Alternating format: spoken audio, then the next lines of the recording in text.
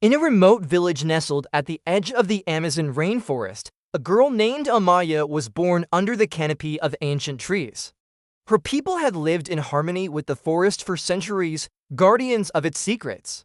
But as Amaya grew, the world around her began to vanish. Trees fell to machines, rivers turned to sludge, and the songs of birds were replaced with the thunder of bulldozers. Amaya was only 13 when she first stood in front of a line of loggers, her bare feet planted in the soil, holding a handmade sign that read, "This forest has a voice.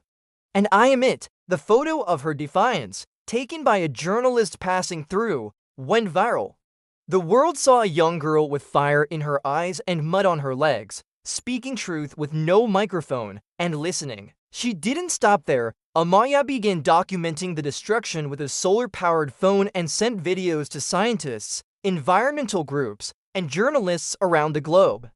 She gathered stories from her elders, tales of medicinal plants, sacred groves, and lost spirits, and turned them into animated videos that captured the hearts of millions. With the help of a retired software engineer from São Paulo and a climate scientist from Kenya, she developed an open-source app called RootMap, which let indigenous communities map their land, record threats, and alert the world in real time.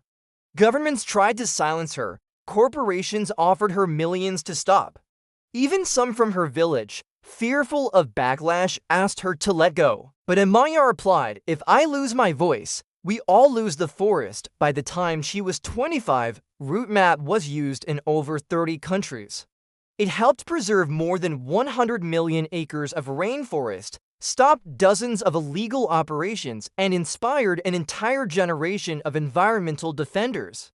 Amaya never sought power, only protection for her people and for the earth. When she was nominated for the Nobel Peace Prize, she dedicated it not to herself, but to every grandmother who taught me a tree is a book, a river is a teacher, and silence is not an option. Today, in classrooms from Oslo to Nairobi, children learn about the girl who gave the forest a voice.